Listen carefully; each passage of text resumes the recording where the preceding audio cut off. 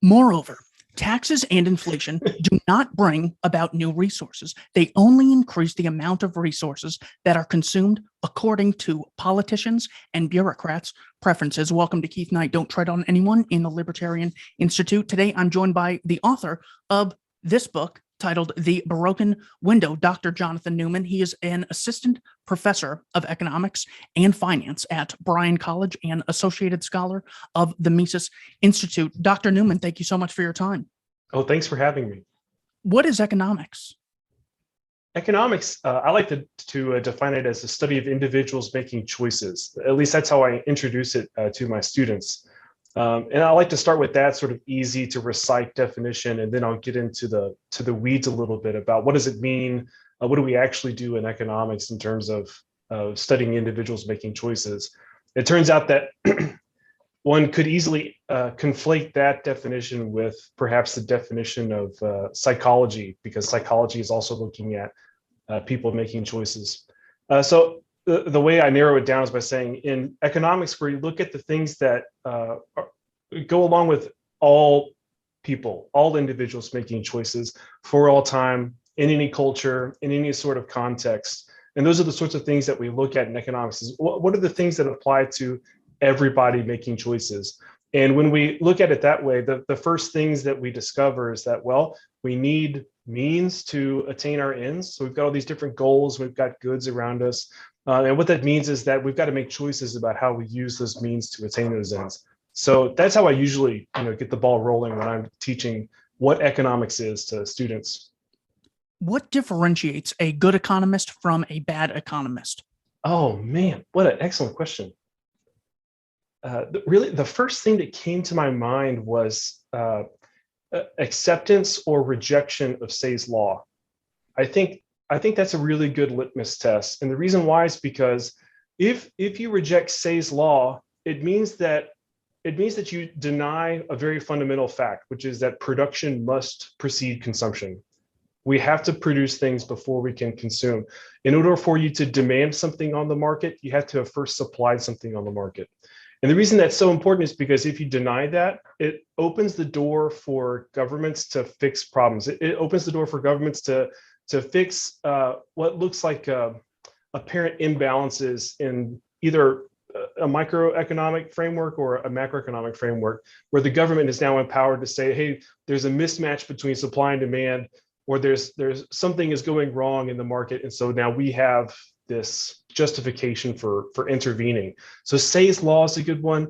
Obviously, if you deny other fundamental things like denying scarcity, there are some people who do that.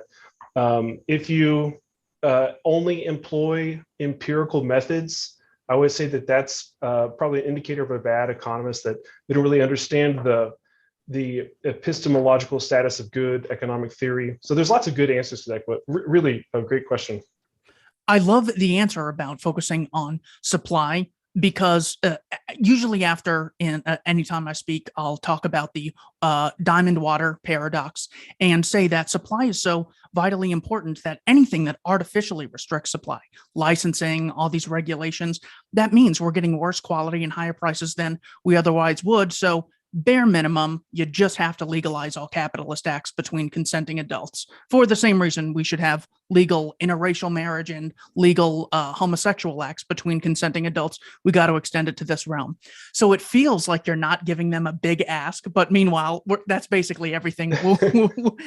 Rothbard couldn't have asked for much more. I love focusing on the supply. Let's get into opportunity cost and why that is important.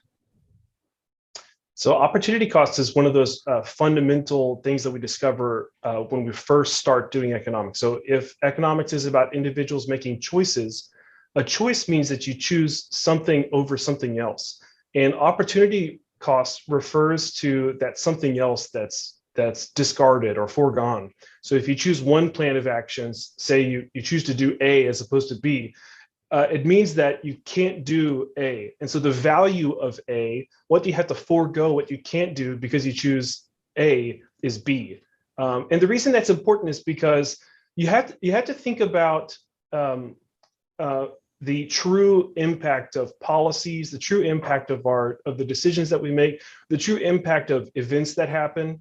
And you held up a copy of The Broken Window, and that's really what that's all about. Is it's basically just teaching the lesson that what matters is the opportunity cost. What matters is what can we not now have because of this thing? What can we not now do or have or enjoy because the window is broken, or because the government passed this law, or because I chose this as opposed to something else.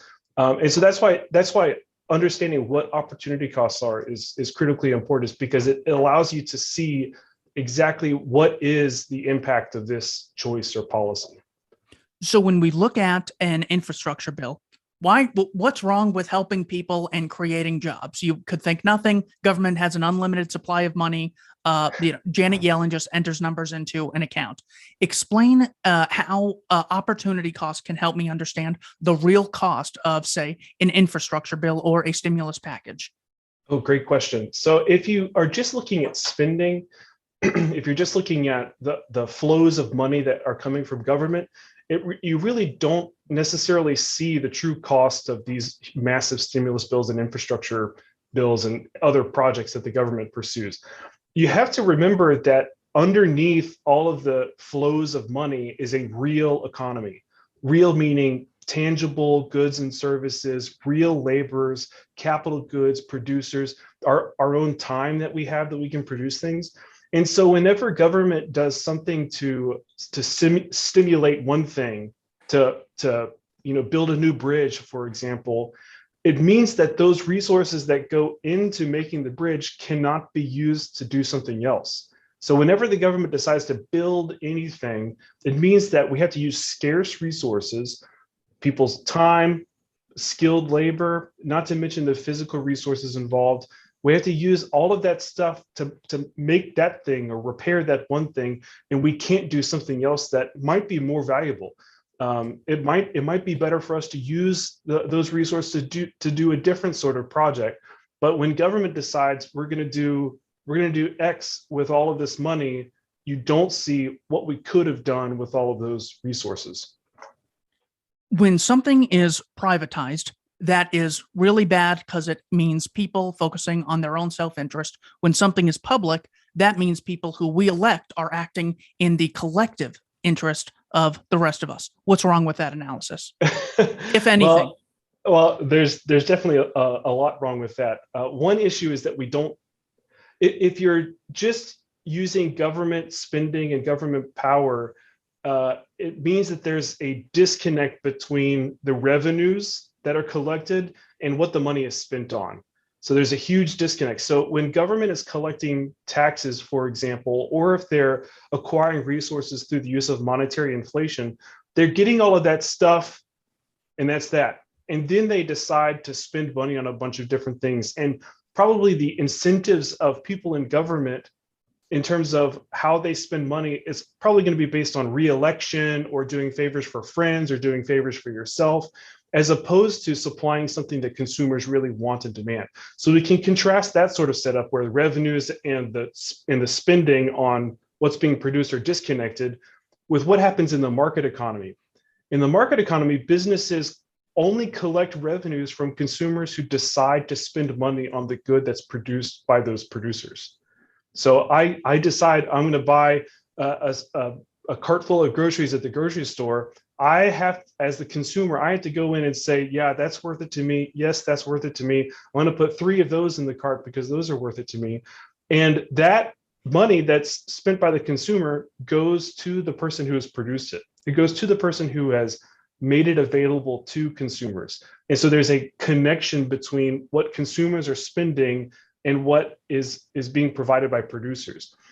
Entrepreneurs who are in the business of making those sorts of decisions or providing those goods for consumers, they are incentivized to profit, meaning that they want revenues to exceed their costs. They want consumers to see, they want consumers to see that what they're getting out of the exchange is more important to them than the money that they forego by getting it.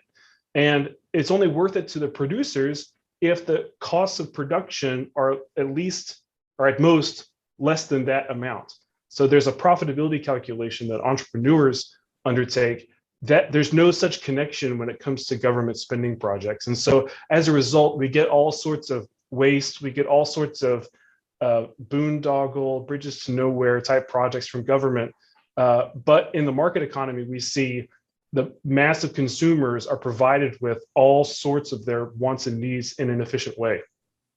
If we assume that watchmen will exist in any society, watchmen meaning any bad person who is greedy, who can heavily influence people in a negative mechanism, which sort of society would we want to, what set of rules would we want to embrace to keep watchmen at bay and put them in service to the public? Oh man, that is another good question. That one's probably above my pay grade.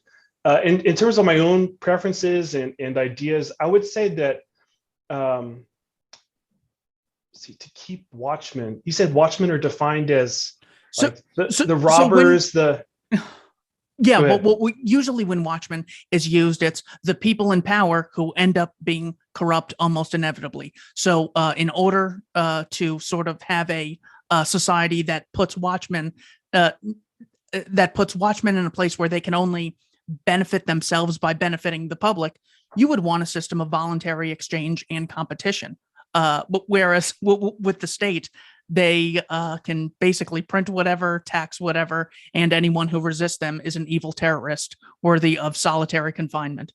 Sure. Yeah. So just to expand on that, the way we keep businesses in the market economy accountable is with our spending.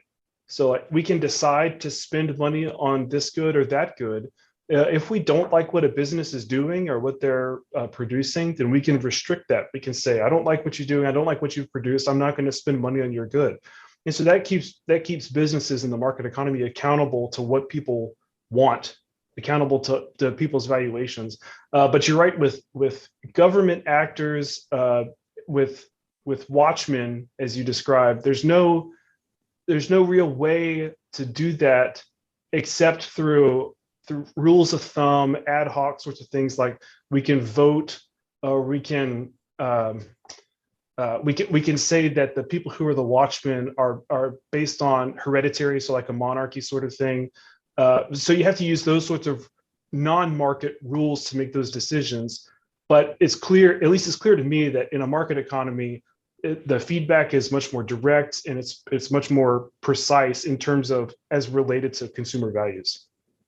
Dealing with the real world effects of what market economies produce, do we see wealth staying in the hands of a few for generations after generations, the rich getting richer and constantly exploiting the poor?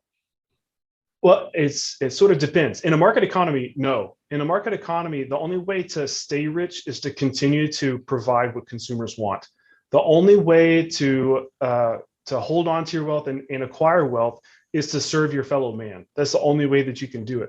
However, with government, there's all sorts of ways that you can expropriate wealth and increase your own income at the expense of other people without having first provided, some sort of valuable good to consumers. So like in the case of government money printing, there's this thing called Cantillon effects, where if the government, or if there's an increase in the money supply, somebody gets to spend that money first, and they're able to use that money to buy all sorts of goods for themselves, maybe even productive capital goods or ownership stakes in a company, so that they can now increase their own income after the inflation, after the increase in the money supply. And as the money ripples through the economy, that's what Cantillon effects describe, then all of the prices rise. So being the first spender of new money allows you to expropriate wealth from everybody else, whereas you wouldn't be able to do that if we had a free market for money provision. What are counterfactuals and why are they important? We already talked about that actually when we talked about opportunity cost. So opportunity cost is a counterfactual. When you choose A instead of B, the actual course of events is A. So I choose course of events or state of affairs A, and then whatever is foregone, the highest valued end foregone or highest valued state of affairs that's foregone is B. It's whatever you don't choose. So counterfactuals are important to remember and understand, because we need it to realize what is the true effect of a certain policy, for example. So if we decide to, going with the previous example, if the government decides to build a new bridge, the counterfactual course of events is, what could we have done with all the resources that went into building that bridge? So the bridge might be nice. It might be a bridge that connects two cities that otherwise wouldn't be connected, but we don't know what could have been done with those same resources. We don't know if maybe the bridge could have been built in another place. We don't know if the parameters of the bridge, like its weight rating and its length, we don't know if it would have been better for it to have been built in a different way. Those are all counterfactuals. It's the alternatives. It's the things that we don't see. It's the things that could have happened but didn't because we chose a particular course. With regard to mainstream economics, what are some other shortcomings in the empiricism, in the empirical attempt to understand economics? For example, in order to determine whether or not the minimum wage should exist, we need to have a number of studies. We need to engage in a number of tests. What's wrong with let's look at the studies when trying to develop a significant economic theory? So you phrased that perfectly, by the way. So the problem is trying to use observation, trying to use our own view of what actually happens to inform our theory. So we can't use observation to say this is what economic theory. Economic theory is built by logical deduction. So if, like I said, economics is the study of individuals making choices, and choices involve us foregoing one end over another, if we have a set of means that could be used to satisfy all sorts of wants, it means that as we acquire additional units of that mean, each one would go towards less important ends. All of these things are derived. They're all put together logically. Notice I just sat in my chair to develop that line of thought. I didn't have to go out and observe people making actual choices to come up with the law of diminishing marginal utility, the law of demand, the law of supply. They're true logically. They're apodictically, as Mises like to say, apodictically certain that the relationships are that way, as opposed to empirical methods. Empirical methods, we could see some relationship over one time period and a different relationship over another time period. And when we're making observations, we don't see all of the confounding variables. We don't see all of the things that are at play that are determining the outcomes that we're looking at. So one thing that we could see is we could see a government implement a new higher minimum wage, and we could see employment increase. That doesn't mean that minimum wages cause an increase in employment. We know from economic theory that minimum wages cause a surplus of labor supplied over labor demand at the higher wage rate, which means that there's something else going on. Something else has changed in our observation period that has caused employment, the number of people employed, to increase. What we can say with economic theory, however, is that if the minimum wage hadn't been enacted, we would have even more employment than was observed. So that's the benefit of economic theory, is derived in that logical or praxeological method, as opposed to just making a bunch of observations and seeing what sort of relationships we can find with the numbers.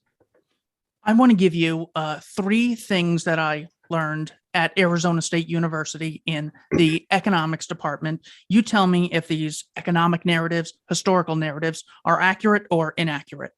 America is very wealthy only as a cause or result of large amounts of cheap labor under the guise of slavery. I don't think so. I think what really drove economic growth in the United States was the relatively free markets. It was the individualism, championing of entrepreneurship, and the laws that were pretty conducive for anybody to start a business and grow it and own it and take responsibility for it. I think that's a better predictor of what drives sustainable economic growth, as opposed to finding cheap labor somewhere. It's frequently said that healthcare costs are very high in America, and America has a heavily privatized healthcare system. Are there examples of products and services increasing in quality and decreasing in cost as a causal result of it being done in the free market as opposed to the government sector?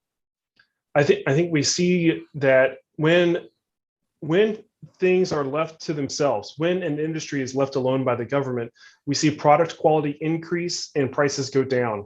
Probably the greatest example of this that comes to my mind is like TVs. So 10 years ago, a large, 65-inch TV that was, 4K was thousands of dollars.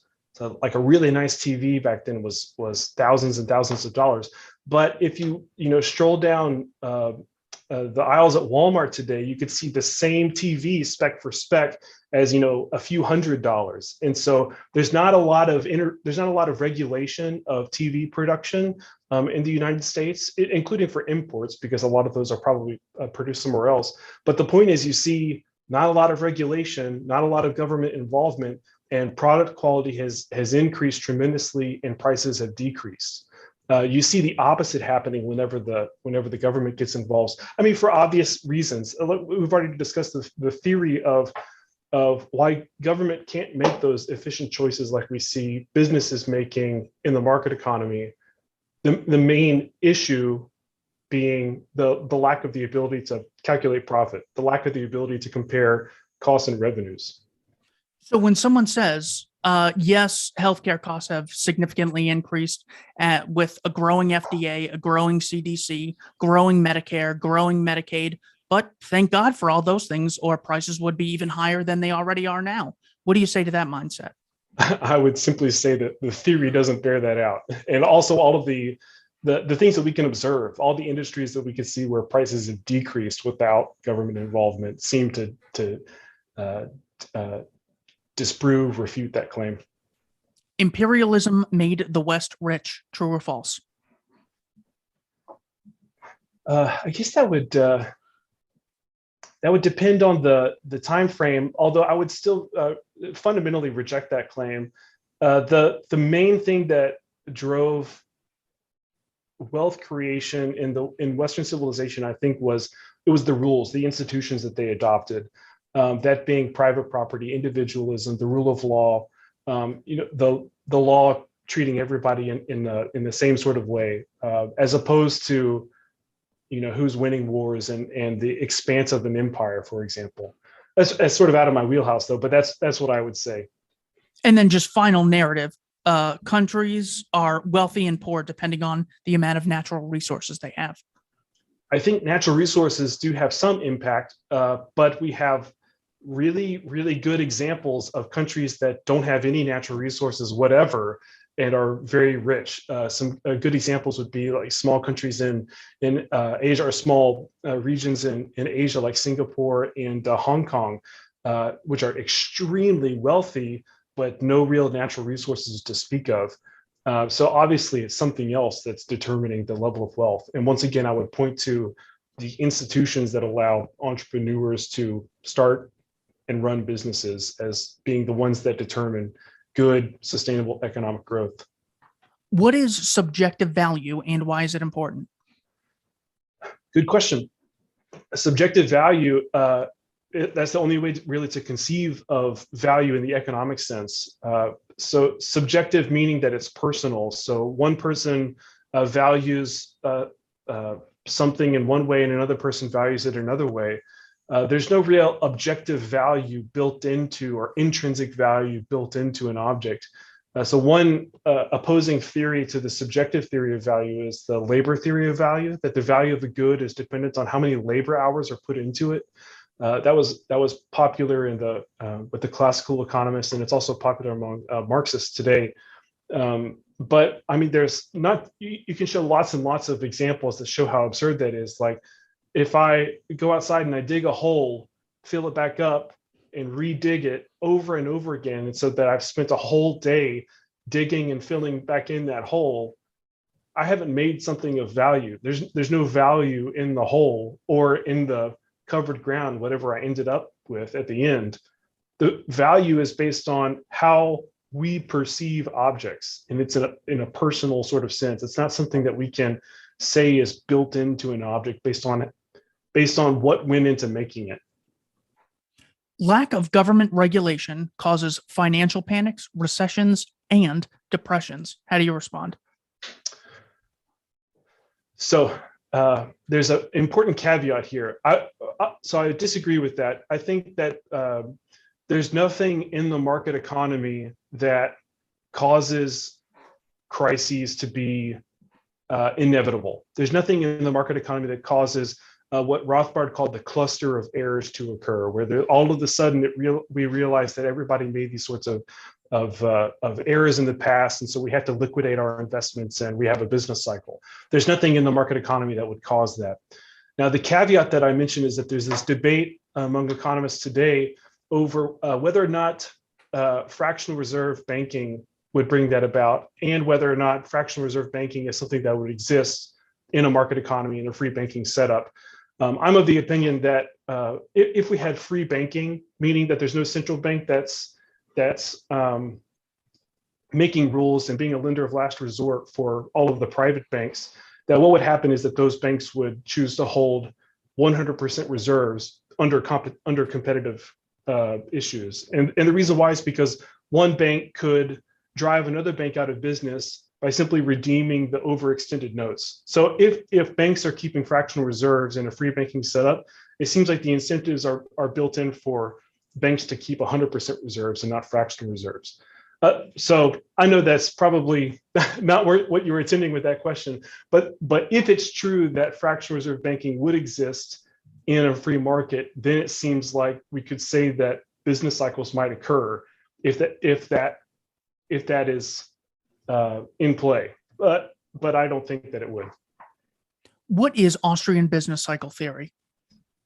Great question. So Austrian business cycle theory describes the artificial or unsustainable booms that lead to an inevitable bust.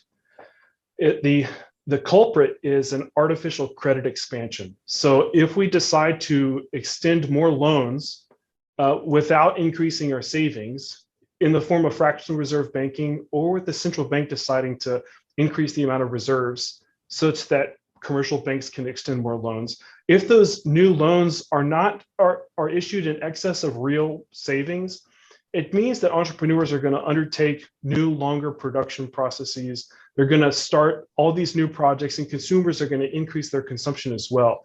Usually the main indicator of this is an artificially low interest rate that allows entrepreneurs to discount future cash flows less. And so they start a bunch of new projects, lots of new spending on the part of consumers and producers.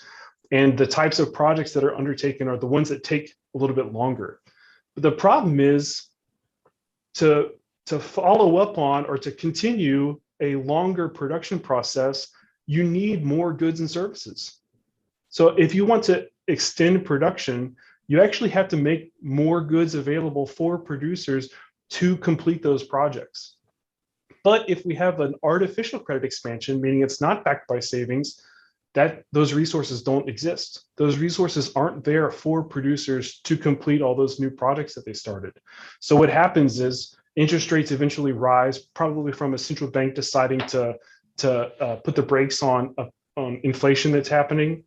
And we had to liquidate all those projects. So the entrepreneurs realized, I cannot continue this project. I cannot profitably finish this production project that I started in the past. So they have to lay off workers. They have to liquidate capital goods. Consumers are also, there's lots of uncertainty. So consumers, restrict their own spending. And we have in the boom, we had lots of increases in spending and increases in prices. And we had the opposite during the bust. And it's a painful sort of bust because people have to find new jobs.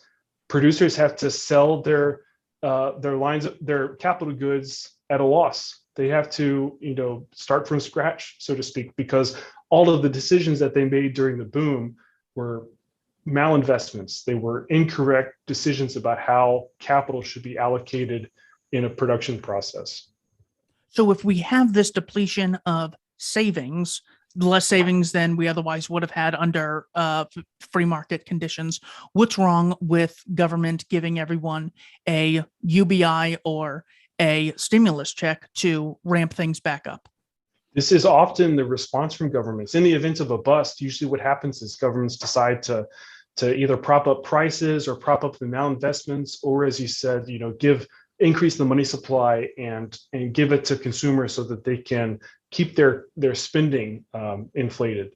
The problem with this is that doesn't address the problem.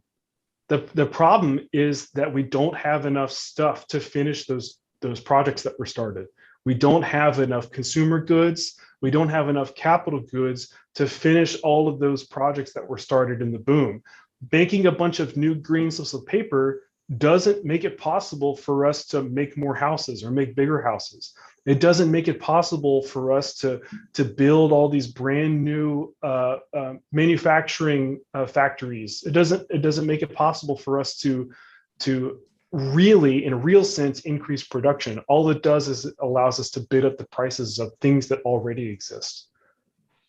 On page 19 of Economic Depressions, Their Cause and Cure, Rothbard says, invariably, the booms and busts are much more intense and severe in the capital goods industries, the industries making machines and equipment, the ones producing industrial raw materials or constructing industrial plants, than in the industries making consumer goods. What does that mean? So what he's referring to there is there's more variation in the prices of capital goods than there is in the prices of consumer goods in a business cycle. And one reason why is because the capital goods that are made during the boom are specific. They're specific, meaning that they apply to a particular type of production process. So if we make a bunch of new trucks that turn and pour concrete in the artificial boom, if that's the sort of malinvestment that we make, we can't, in the bust phase, repurpose the concrete trucks in a way that would satisfy consumers' hunger, for example. It's like we can't eat the truck. You can't use the truck in other production processes. Like it's probably not very applicable to education, which people demand. So because we make specific capital goods in the artificial boom, it's harder for us to find alternative uses at a similar price for those goods in the bust. However, with more non-specific goods like consumer goods and also labor, it is a little bit easier for us to find the alternative profitable uses when the correction time comes. And so that's one reason why we see more fluctuation in capital goods prices than other prices. What is the socialist calculation problem? Oh, great question. So I mentioned earlier that the way that we economize production, the way that we efficiently produce things that consumers value is with the profit and loss accounting by comparing costs and revenues. If we have a government policy that says producers are not going to own factors of production, it means that they can't exchange those factors of production. We don't have prices for those factors of production. And it means we can't calculate costs. We can't add up the costs of production. So, and that's what happens under socialism. Under socialism, the private ownership of the means of production is abolished. Under all varieties of socialism, that's one thing that's common, is that you can't own privately factors of production. And what that means is we lack prices for those things. If we don't have the prices, then we can't do that necessary economic calculation. We can't do that necessary comparison of costs and revenues that allow us to make sure that what we're spending money on is actually something that will make us something that consumers value. So without that essential guidepost, without that essential piece of information, it means that the production decisions that we make, or the central planner makes in the case of socialism, they're just willy-nilly. They're based on the whims and preferences of the central planner. It's not based on what do consumers value. If we have a dictatorship of the proletariat, can't we just constantly take polls, or maybe one poll a month? Everyone says what they want in each industry and the government produces it. And we don't need money supply. We just need one central planner who has people in states representing them, has people in cities and counties. What's wrong with democratic votes replacing a system of money? I'll give you quite a few responses to that.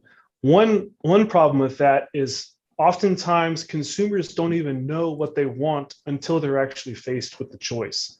So one person might indicate on a survey that they like apples more than oranges. But then, they get to the grocery store and they've got their cart and they see that the oranges are looking good and the apples aren't looking so good. And they decide to buy the oranges instead of the apples.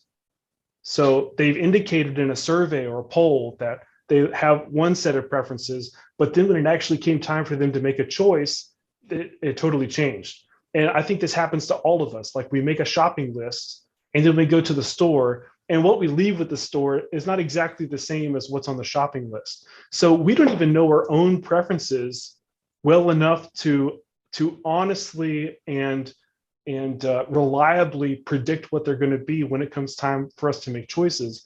How could we give that same information to a central planner through like the representatives that you talked about? How could we get that information to a central planner and that central planner make good decisions for us? It's just impossible. If we can't pre-plan our own decisions, then how could we use that prior information given to a central planner to also do the same thing? So that's one problem. The other problem is there's the time lag. There's the problem of even with survey data, how do you still don't have numbers that you can use to make the decisions on how something is produced or how long a production process should take or who to employ or what capital goods to use. You still lack the essential price information to make those sorts of decisions. Whereas if somebody is asked on a survey, which do you prefer, apples or oranges, that tells you nothing about how do we actually produce all of the goods that go into producing all of the goods that go into producing the stuff. Does this shortcoming in knowledge also apply to chief executive officers of private companies who are very far removed from the consumption products of the services that they provide? To an extent, but before I answer that question, I just want to clarify. Hayek called it a knowledge problem of central planning and socialism. But what I'm referring to is what Mises called the calculation problem, which is that we lack the ability to engage in economic calculation. It's just a slight sort of difference in terminology, but there is sort of a fundamental difference between those two. There is a knowledge problem, but I think more fundamentally, it's the lack of the ability to engage in economic calculation that causes us to not be able to produce what consumers value. Now, to your question about the CEOs, there actually is an issue with the size of certain companies. One limitation of the size of companies is their ability to calculate. So one reason why we don't see one firm in the entire United States economy is because that firm would lack the calculation capabilities that I talked about before, because that would essentially be a central planner. So one limit on the size of firms is their ability to calculate. I would refer interested listeners to works by Bryan, who talks about this. He talks about the limitations of firm size due to the fact that if you get too big, it becomes harder for you to figure out the efficient allocation of resources within your firm because you lack meaningful market prices. So that, along with consumers free to disassociate and employees, are the great checks and balances I think of in the free market economy. Is there any other check and balance that we see? The reason I think it's important is they just see it as sort of the Wild West where the rich do whatever they want without repercussion. So besides consumers and employees free to disassociate with their time or money, on top of the diseconomies of scale, what are other checks and balances in the market economy? I think those are two really good ones. But you're right. A lot of socialists and people on the left in general will say that a purely free market economy tends towards businesses getting really, really big, always getting bigger, or businesses always exploiting and making bad choices and inefficiently allocating resources. But you're absolutely right. At the end of the day, consumers are the ones who decide to spend their money or not spend their money. At the end of the day, all of the firm choices had to be made based on profit and loss anticipations, which means that they have to expect to provide something that consumers want. So you're exactly right. Those are two really good checks on the size, scope, and decision-making of firms. When you go to a factory or a supermarket, the people that you constantly see there every day are the employees putting in the labor, putting in the effort. This means that stores and factories should be owned by the workers who occupy those places, not people from thousands of miles away who never even visit the store. What's wrong with that analysis, if anything? Well, I think really the only issue with that that scenario that you talk about is that workers do have the ability to do that. There's absolutely, in a free market society, there's nothing stopping a group of people from going together and starting a new business or going together and purchasing a business. That's exactly what a stock market is. So a stock market is an open stock market is when companies say, hey, we've got this big company, would anybody like a slice of ownership in it? And here's the price that you have to pay for it. And so they sell off all the little slices of ownership in a company. So we have distributed ownership of firms through the stock market already in a free market. And we also have some examples of firms that decide to pay their employees with stock options, with ownership shares in the company that they work for, which actually is probably a good idea in some regard, because that gives their employees a greater stake in the success of the company. So I think that can work to an extent. Now there is some literature by Peter Klein who talks about the really flat the really horizontally structured firms and some issues that arise when it goes to an extreme case like that. But I think that there are some good examples of firms deciding to structure themselves in a way where their employees have that sort of ownership stake. And we already have in the free market the capability for any worker anywhere to purchase stock in any company that they would want to work for. So there's absolutely nothing stopping people from doing that sort of thing that you described.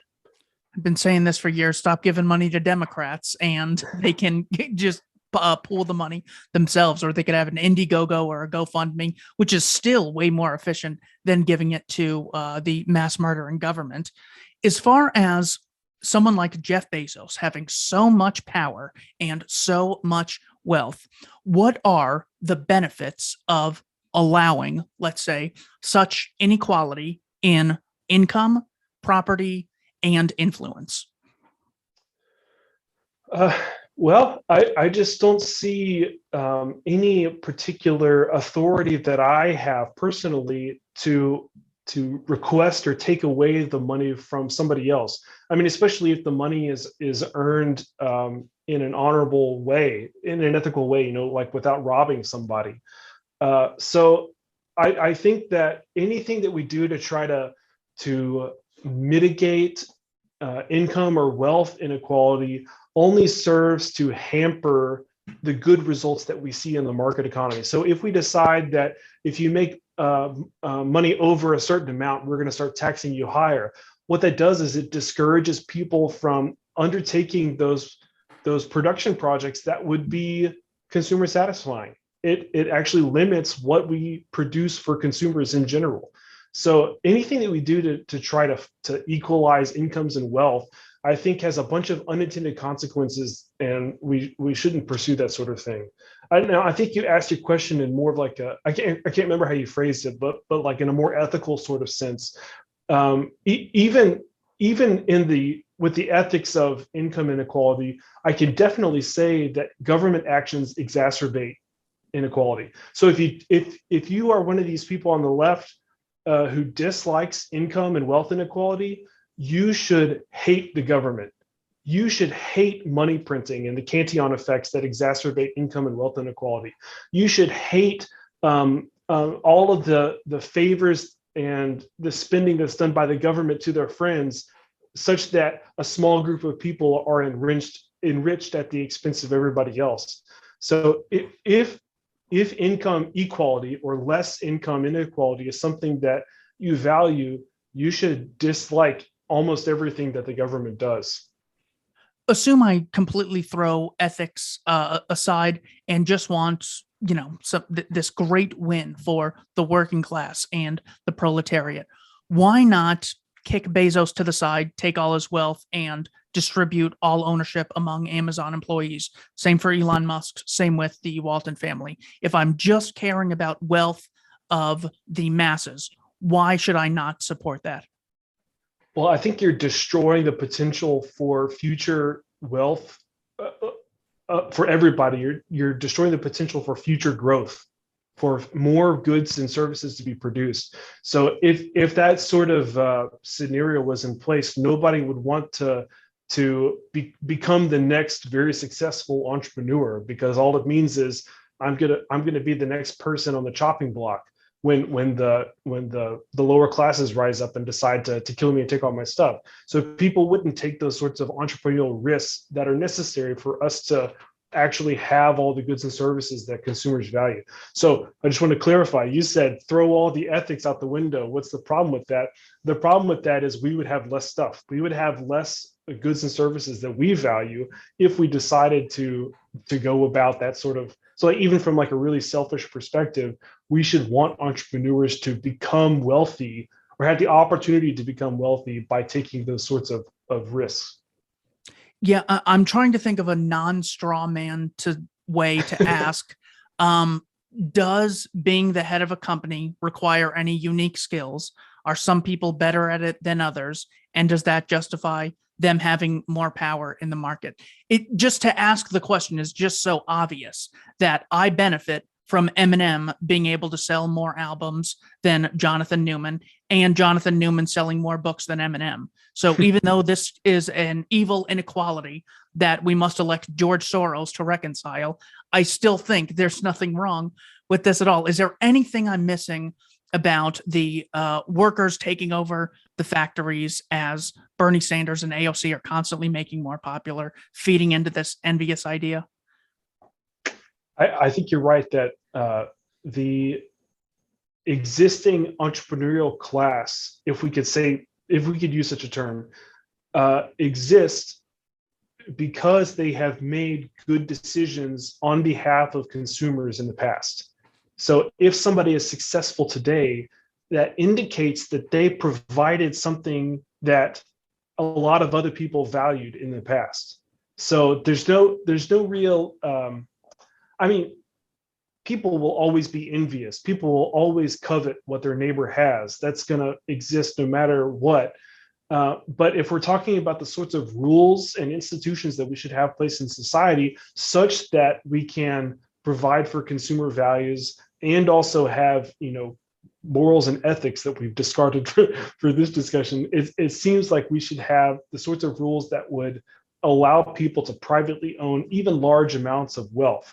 One issue or one good question that comes up in these same sorts of conversations is that we don't make society more ethical by forcefully taking wealth from one group and giving it to another.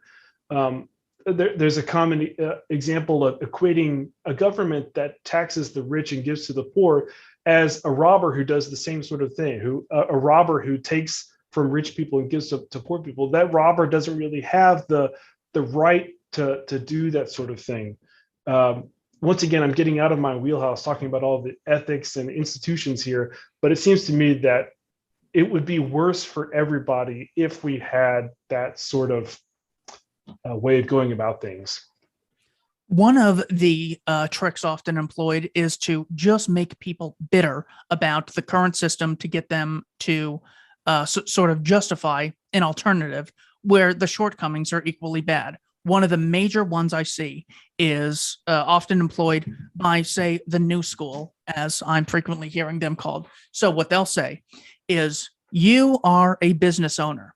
If you go to hire someone, say you pay them $20 an hour, you're only doing that because you think you can make more than $20 an hour off that person. What you are doing is extracting their surplus value, and you are engaged in exploitation. And this is why the free market capitalism is a parasitic system. What's wrong with that analysis? Good question. So what that denies is what the employer or entrepreneur has done. So the laborer might agree to a $20 wage. That's a voluntary wage contract. The laborer has decided, yes, I'm willing to receive that in exchange for the services that are provided to the entrepreneur. What the entrepreneur has done, they haven't just sat back and they're just watching the surplus value come in. They're the ones who are taking the risk of the entire project, whereas the laborer is not taking any risk at all. The entrepreneur is contractually obligated to pay the laborer $20, even if consumers don't buy the final product at all. The laborer will get their wage no matter what. The entrepreneur, however, may or may not get paid. And so the extra that they get as a result of this sort of setup, it's not just surplus, it's not extortion or expropriation of the worker. It's the entrepreneur is doing something different than what the worker is doing. The worker might be doing something that's more physical and more visual. We can see what the worker is doing, but that doesn't void the fact that the entrepreneur is the one who is taking the risk. They're the ones who have their money on the line. It's their livelihood that would be taken away if the entire business venture fails. And coming up with what to sell at what price, at what location is, kind of important. Do the markets completely leave that out as a meeting consumer demand? That doesn't really matter. Whether you make mud pies or iPhones, the money just starts piling up indiscriminately. What are the best real world examples of free markets helping the poor?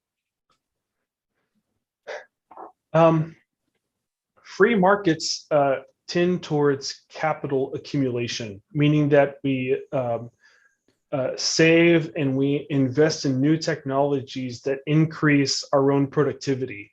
So one thing that capitalism and free markets in general do to benefit everybody is that our productivity and therefore the wages that we can command on the market are multiplied by the use of capital goods. So more capital goods means that I can get a higher wage. I can get paid more. Imagine the difference between a worker who a worker on a construction site, for example, who decides I will never ever use a tool. It's one of my religious things is I can't use tools, I can't use machines. Compare that worker to a worker who is okay with using tools and machines. What sort of wages would those workers be able to command on that work site? The worker who's not willing to use any tools, not willing to use any of the big machines that we use to make buildings these days, they might get a job at an extremely low wage just cleaning up the mess, basically, because you can do that with your own two hands to move rubble, move the stuff from a construction site from one area to another.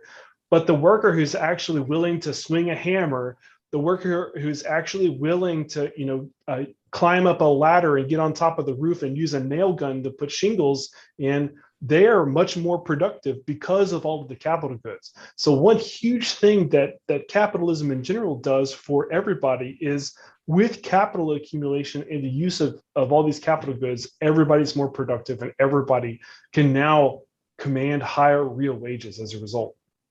I learned that the hard way when our major infrastructure at work had to have cost tens of millions of dollars. One day it went down, and I think I helped like 1/30th of the customers that I'd help on the average day. I'm like, I'd probably get paid about 1/30th. Well, what is the wage of someone in Bangladesh or Haiti or America 200, 300 years ago? Well, it probably would have been the same like that. So often we're just called people who are pie in the sky libertarian theory, but in every scenario, I think we're able to have real world examples. Do you have any ideas or tips on how economic growth or wealth can be measured outside of GDP? So I'm glad you said outside of GDP. GDP has some issues. The main issue being that it includes government spending, which we've already discussed is not connected to consumer satisfaction. So one good measure besides GDP is gross private product. So if you just take GDP and you take out government spending, that gives you a good measure of the size of an economy. One issue with that, however, is that it doesn't include all the spending that happens in the structure of production, all the spending on intermediate goods. And so one piece of data that you can look at if you're interested in that measure is called gross output or gross domestic expenditures, as opposed to gross domestic product or gross private product. However, if we are interested in predicting which economies are going to grow and which ones aren't, what we should look at is not the total amount of spending, especially spending on consumption goods. We should look at the total amount of savings. So our previous topic of conversation was the benefit of capital accumulation, the benefit of using capital goods in worker productivity. If on like a global scale, we wanted to say this economy is going to grow and this one isn't, the thing that we should look for is the level of capital accumulation, the level of saving that's happening, the real saving. Because then we would be able to say this country is primed for lots of sustainable economic growth based on increased productivity. This other country that doesn't have as much capital accumulation, they are not laying the groundwork for them to increase their own productivity and have more consumption and producer goods in the future. One of the charts that really stood out to me was from Stephen Moore of the Wall Street Journal. Yes, usually bad. The point is this was a good contribution. He had shown a percentage of poor people in 1970 that had the following products: VCR, refrigerator, TV, dishwasher, and running pipes and all this other stuff, versus the average person in 2012. So he said there was an increase in access to products and services, and an increase in quality, and a decrease in price, and a decrease in the number of hours worked in order to achieve access to those products and services. As far as numbers of hours worked and increase in the general population's ability to access those products and services, are those two good? Are those good measures, or is there something I'm missing? Oh no, that's great. And one reason why that's great is because it takes into account the fact that labor is not a good. Labor is a cost, or we have disutility from doing labor. So a lot of people will compare countries by looking at the level of employment and saying this country has more jobs, or a higher employment rate or lower unemployment rate in this country versus the other one. But that doesn't really tell you anything. All that tells you is that there's more people working in one country versus the other. But I mean, newsflash, every weekend we decide to stop working. A lot of people at the end of their careers, they decide to retire. So labor is not a good, labor is a bad in the economic sense. And so we shouldn't be looking at employment. So what you just described takes into account the fact that we actually don't like working a lot to get the things that we want. We would rather work a shorter number of hours, fewer number of hours to get this to same a number of goods. Looking throughout history, in the late 1800s, Industrial Revolution up to the 1900s, we see a lot of children working in bad conditions. Later on, we get a child labor law. Today, we do not have child labor. Therefore, the non-existence of child labor is a causal result of government intervention. Is that accurate? I would disagree with that, although it's not really my area of research. There's a great economist by the name of Ben Powell who talks about the history of child labor laws and also the decision making on the part of parents and families that decide for the children to work. And one claim that he makes, and it's quite convincing, is that child labor laws are only implemented once it's economically feasible or once it's a non-issue for that economy. So once adults' labor productivity has increased to a certain amount, then it means that we don't need to employ children, our own children, to eat. So like if a family decides to send their children out into the fields to help them with the farming, it means that they're probably in dire straits. It probably means that if they don't do that, they're at risk of starving. So it's a last resort sort of thing for those families. However, if we increase the productivity of adults, like with tractors and with other capital accumulation, as well as all of the government, or I shouldn't say government, but societal institutions in place that protect property rights and those sorts of things, once we have those sorts of things in place, such that we don't need to employ children, what we see in history is that children leave the workforce and go to school instead, because they don't need to be in the farm. They don't need to be in the field producing. So the child labor laws that we see happening throughout history are usually in response to that economic growth already happening. It's not that the laws were actually binding or had an effect. I'm sure that there were some marginal families that were affected by it, but the point is that it seems like those laws would only be put in place once it's economically feasible for families to not have their children working. And schools have kids working 5 hours a day, 5 days a week, or plus homework for $0 an hour. So I'm not sure why they think they're on such a high horse calling us out. They get no on the job experience. They get bullied by teachers when they don't believe the war for Polish independence ended with giving Poland to Stalin. If you don't blindly believe that, then you're an idiot who needs to sit at the back of the class. So no, you're not intimidating us anymore with the fake child labor narrative. Very nice try, though. A few more questions, sir. Thank you so much for your time. Why oppose occupational licensing? What's wrong with reliable products and services meeting basic standards? Well, it goes back to the economic calculation theme that has emerged in this interview. In the case of occupational licensing, if there's a government entity that is deciding who can work in a certain field and who can't, and it's not based on like a profit and loss decision, it means that they're going to make incorrect, inefficient choices. They're going to disallow some people who should, and they're going to allow people who shouldn't. That's what's going to happen, because you don't have the proper price signals that are operating. What we more often see, however, as opposed to just being incorrect choices being made, is we see a lot of bias. The people who are in charge of giving out the licenses are often the ones who are already working in that industry, which means they have an incentive to not bring competitors in. So like if I were in charge of deciding who could teach economics in my region, I would say just me. I would disallow any possible competitor from coming in. And so we see those sorts of incentives at play with all sorts of occupational licensing. It's really interesting. I just watched the Joe Rogan Robert Malone interview, and Robert Malone was talking about how medical licensing has been used as a weapon by the government with all this COVID stuff going on, where if you go against the CDC narrative, if you go against Fauci, then you are actually at risk of losing your medical license in various ways.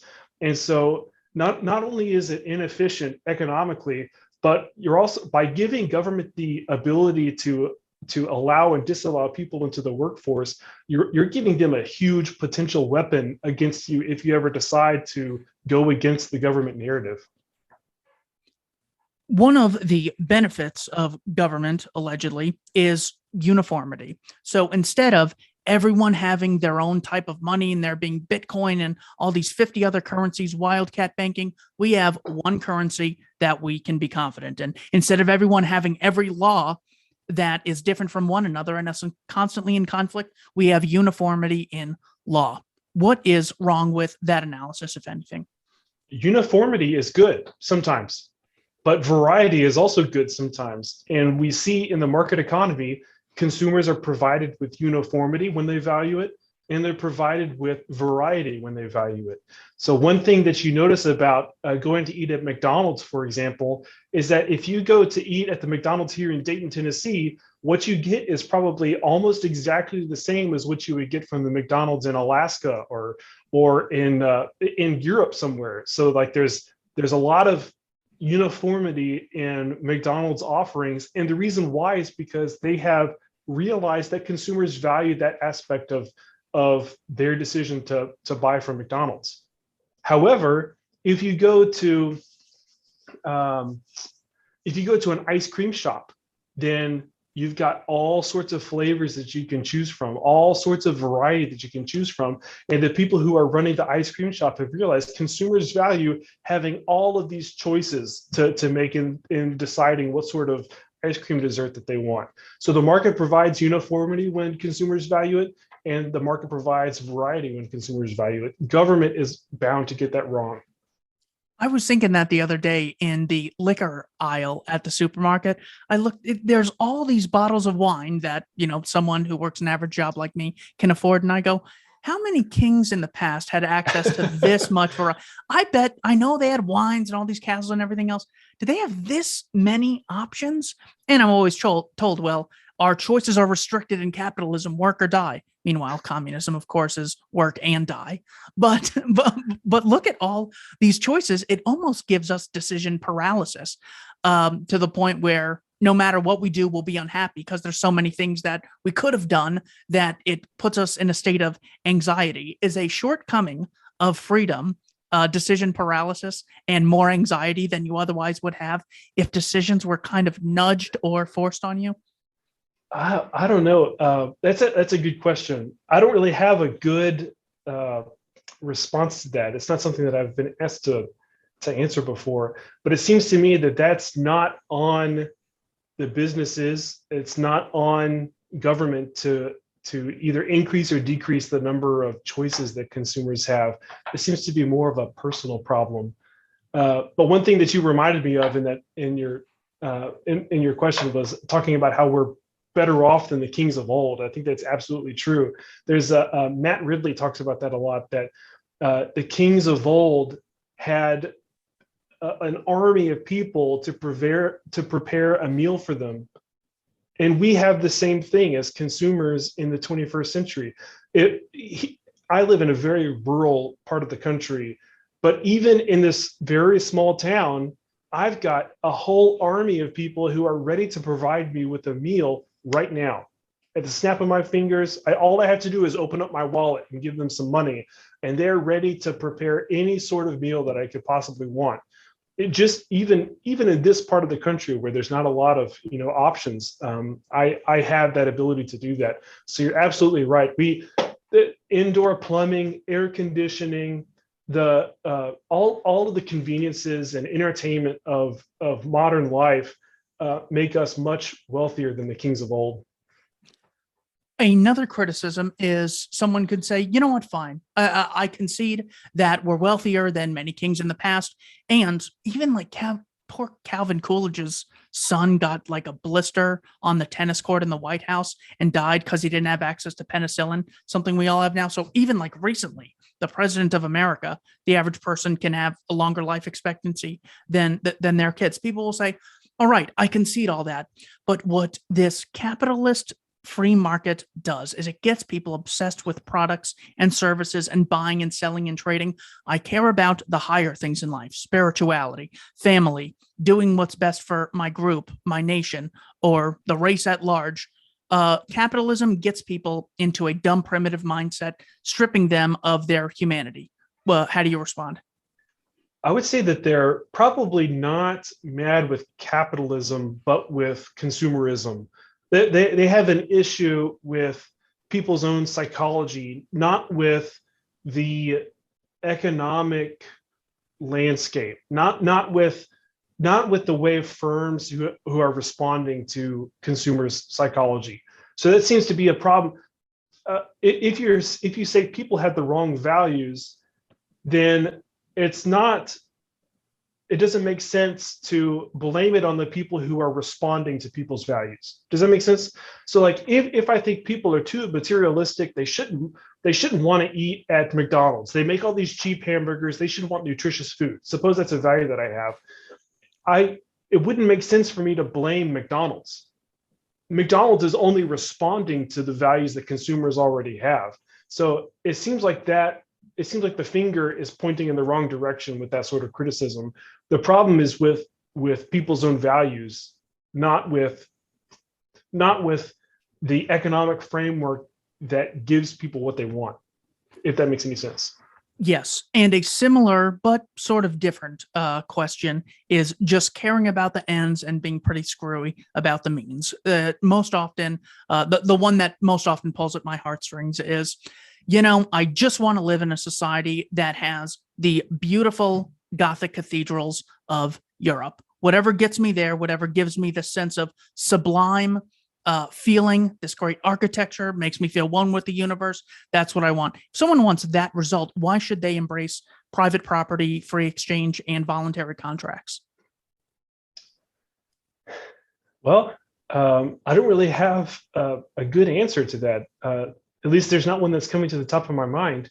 All I can say is that it seems like if you want that universe and people aren't providing it for you, the problem might be with your own desires and not with what everybody else is doing and producing. I don't know. Is that the direction that you're going with that question? I'm just trying to get at what is really behind the, gosh, I hate driving and seeing businesses. I want to drive and see beauty. I don't care if the beauty is provided by the church, the state, or the market. I just want it. Why should that person be on our side instead of theocrats, monarchists, or democratic socialists? Well, I think under capitalism, there's an increase in the productivity of labor, and so people can live and survive easier than under other arrangements, other alternatives, like you mentioned with other varieties of government and socialism and stuff like that. And in that case, it actually frees up more time for us to focus on the non-essentials. So if we have increased productivity such that we can eat more and all of our needs are met, it frees up more time for us to do the things that aren't necessary for life, like making art, building beautiful buildings and churches, making music, or writing poetry. So we have more time, more ability to do those sorts of things under capitalism that maximizes the productivity of everybody, as opposed to other situations where we're not as productive. 3 more questions for you. These usually go much quicker. Thank you so much for your time. The book, by the way, just a reminder, is The Broken Window, link in the description below. It's a kid's book, very friendly. And in the back, you get a real summary that will teach you more than you could learn at any university that I've come into contact with. What is the most important intellectual contribution of Joseph Salerno? Oh, wow. Oh, man.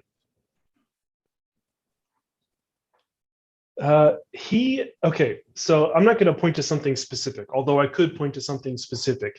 He has done a lot of great work on business cycle theory, on monetary theory, on analysis of monetary policy, lots of great stuff. But personally, for me, one thing that I love to see about Salerno is the way that he goes about approaching any topic when he's writing. And what you'll notice is a theme where he does not immediately discard what has been written in the past. So he does not immediately discard or try to totally construct a brand new framework. What he does is he makes use of what has already been developed by other great economists like Ludwig von Mises and Murray Rothbard. So one unfortunate trend that I've seen and he has seen in Austrian writing is a lot of people try to reinvent the wheel. A lot of people try to start from scratch with Austrian economics. Come up with the theory of Austrian business cycle theory, for example, from scratch. What Salerno shows and I hope I can emulate in my own career is that we can simply rely on the good ideas that have already been formulated by the great economists of the past. We shouldn't try to be our own Mises. We shouldn't try to be our own Rothbard. We should use the wonderful foundation that they've laid for us. Most important intellectual contribution of Jeffrey Herbener. Oh, gosh. My favorite thing, I know this isn't what you asked, but my favorite thing about Jeffrey Herbener is his clear articulation of economic theory. So I have the pleasure of watching him give lectures at Mises University almost every year since 2009. And it's just an absolute pleasure to see him very systematically, very carefully start from scratch with action to proceed into the law of diminishing marginal utility, law of demand, subjective value, market prices, a theory of money, a theory of economic growth. He starts from, I know this sort of contradicts what I just said about Joseph Salerno. He starts at the very basics and builds up the entire economic theory. And it's a very careful, easy to follow sort of way. All right, so the reason why I'm not contradicting what I just said about what makes Joseph Salerno great is that what Herpener is doing is he's simply relaying and condensing what he has read in Mises and Rothbard in particular. So he doesn't have his own economic theory that he's presenting. He is simply very systematically and carefully relaying to students the body of economic thought that we have received from Mises and Rothbard and Menger and Bumbaverk and all the great economists of the past. And I was going to end it there, but I see you have a copy of Man, Economy, and State in frame. So I got to say, what's the most important contribution you think of Rothbard's? Rothbard did a really good job of systematizing Mises and formalizing Mises. So if you pick up Human Action and you flip through it, you'll notice that there aren't any charts or graphs or anything. Mises was also, he spent quite a few pages debating with the economic fallacies of his time. In Rothbard, in Man, Economy, and State, we see him do the same thing, but we also see him draw some graphs. We see him draw out a structure of production. And so I think that for pedagogical reasons, it makes it easier to follow. It makes it easier for us to work with and expand on when we have those sorts of diagrams. And also, it's not just his graphs, but it's also the way he explains it in a much more formal sense that makes it easier for students, especially like myself, to expand on. So that's really one great thing about Rothbard. I think just in general, Rothbard has a very clear writing style. He was an amazing author and economist, and we owe a lot to him. The book is The Broken Window by Dr. Jonathan Newman. Dr. Newman, thank you so much for your time. Thanks for having me. This has been great.